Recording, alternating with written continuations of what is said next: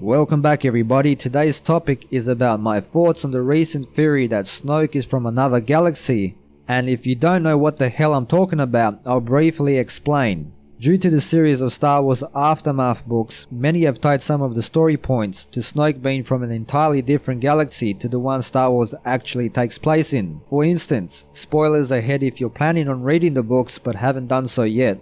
Palpatine, through his unparalleled mastery of the dark side of the Force, was contacted by and heard the voice from an entity beyond the unknown regions, where he had been sent in expeditions to search for a pull in the dark side of the Force he had been experiencing, giving orders to his most loyal followers that if he were to die like he had foreseen, they were to gather at a rally point in the unknown region, let the Empire crumble, regroup, rebuild themselves, and continue their mission to uncover the secrets of what he believed was the origin of the dark side of the Force. This was their first and most important order, hence their name, the First Order, rather than the Empire, and so on. So, naturally, many quickly came to the conclusion that Supreme Leader Snoke is the entity Palpatine felt out there in the great beyond, and that somehow Snoke arrived, took over the First Order, and now seeks to conquer the entire galaxy. This theory does have a lot going for it, but being somewhat of a contrarian to popular belief, after I thought about it for some time, it didn't seem to add up, at least not to me. It could still turn out to be true, but I'll present a few reasons that led me away from that theory and eventually led me to a whole new angle on the subject matter. Firstly, Snoke's speech. Snoke speaks perfect galactic basic, the common language, Star Wars' version of our English. He has no accent whatsoever, and we have witnessed characters from the same galaxy with heavy accents before. Again, you come before us, your highness. You will not be so pleased when you hear what I have to say, Viceroy. If he were from an entirely different galaxy, his speech should be unique. Snoke's isn't. If what you say about this girl is true, bring her to me. Unless the Force lets you master a second language perfectly, that is.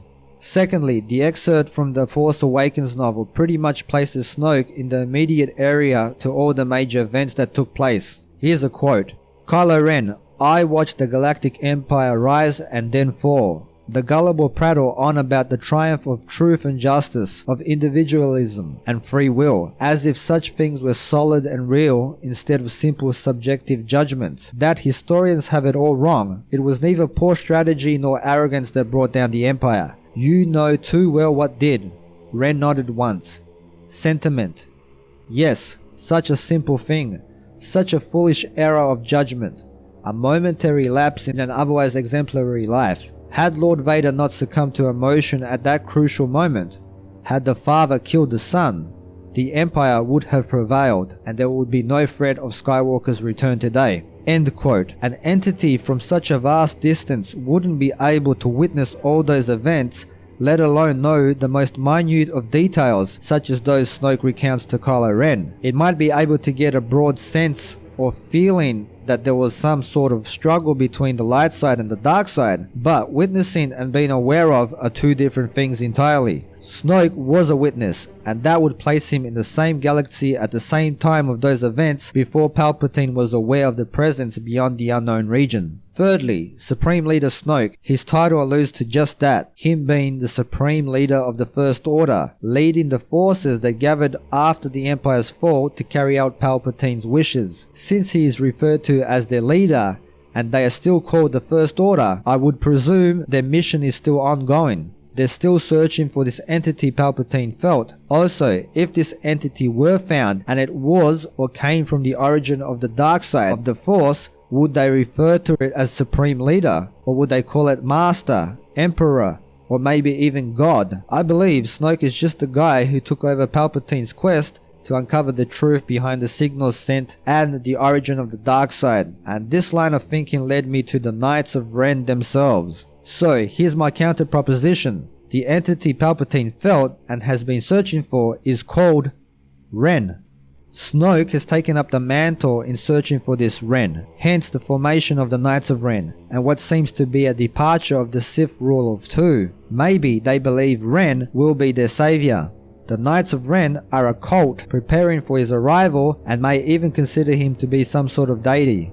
especially so if Palpatine was correct in his assumption that it is the origin point of the dark side of the Force. If Disney has already planned for episode 10, 11 and 12 further down the road because money, this trilogy now will be focused on Luke, Rey and the Resistance trying to prevent Snoke and the First Order in fulfilling their mission, and the fourth trilogy will be about Ren laying waste to the galaxy. So to sum it up, Snoke, whoever he may turn out to be, is not the entity Palpatine felt. He's the successor to Palpatine, carrying on his work. The Knights of Ren are a cult dedicated to this entity, and the First Order are there to help them discover him. This would explain the mystery behind their name and who they worship. This way, Disney builds up to bigger things rather than Snoke being the be-all, end-all villain right out the gate.